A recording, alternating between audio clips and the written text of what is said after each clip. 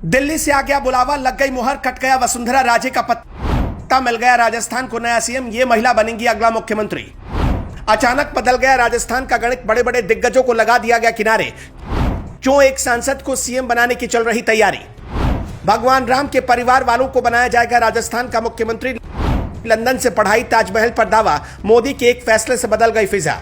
कहते हैं राजस्थान में बीजेपी में वसुंधरा राजे से बड़ा कोई कद नहीं होता, लेकिन अचानक वसुंधरा राजे का कद छोटा पड़ गया। एक दूसरी महारानी का कद उनके सामने बड़ा हो गया है। खुद पीएम मोदी ने वसुंधरा राजे को किनारे लगाकर उन महारानी को आगे कर दिया। वसुंधरा राजे जिन्हें सियासत में लेकर आई, अब वही बनने जा रही है राजस्थान की अगली मुख्यमंत्री। प्रधानमंत्री मोदी के राज में बीजेपी अब बदली बदली नजर आएगी और उसी फॉर्मूले पर चलते हुए राजस्थान में सबसे बड़ा बदलाव होने जा रहा है। राजस्थान में मोदी ने सीन बदल दिया। राजस्थान को वसुंधरा राज से बाहर निकालने की तैयारी है। लंदन से पढ़कर आई देश की वो राजकुमारी जो अब राजस्थान की मुख्यमंत्री बनने जा रही है, उनका नाम है दिया कुमारी। 53 साल की दिया कुमारी लंदन से पढ़कर आई, भारत लौटकर उन्होंने परिवार का बिजनेस संभाला। दिया कुमारी ने बिजनेस में भी खुद को साबित किया और पॉलिटिक्स में भी। यही वजह रही कि जब जब उन्हें मौके मिले तब तब उन्होंने राजनीति में अपनी कामयाबी का झंडा लहराया। दिया कुमारी ने सबसे पहले साल 2013 में राजनीतिक एंट्री ली। उन्होंने भाजपा के टिकट पर सवाई माधोपुर से विधानसभा चुनाव लड़ा और विधायक बनी। साल 2019 में वो राजसमंद से सांसद बनी। इस बार पार्टी ने उन्हें सेफ सीट विद्यानगर से विधानसभा का टिकट दिया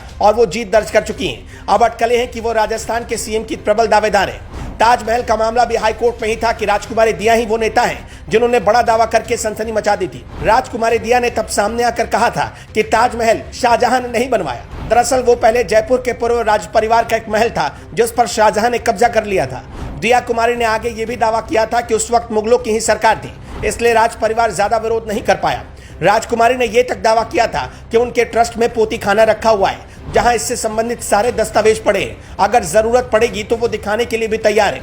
महाराजा सवाई भवानी सिंह भगवान राम के वंशज माने जाते हैं। वो 24 जून 1970 से 28 दिसंबर 1971 तक जयपुर के महाराजा रहे। दिया कुमारी भवानी सिंह और पद्मनी देवी की इकलौती संतान है। भवानी सिंह का कोई बेटा नहीं था, इसलिए दिया कुमारी के बेटे को ही साल 2011 में अपना वारिस घोषित कर दिया गया।